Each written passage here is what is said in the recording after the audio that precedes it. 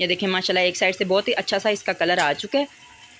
अब हम दूसरी साइड से भी हमने 3 मिनट तक इसको दरमियानी आंच पे पकाना है। आपको लग रहा होगा कि हमने आंच इसकी बहुत तेज़ नहीं की हुई।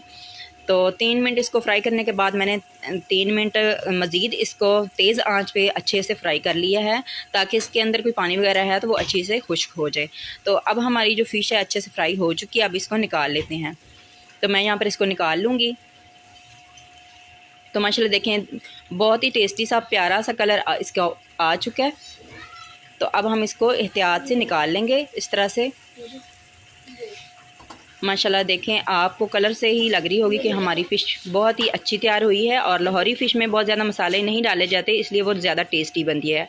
तो इसी तरह से हम बाकी की जो फ़िश है उसको भी फ्राई कर लेंगे।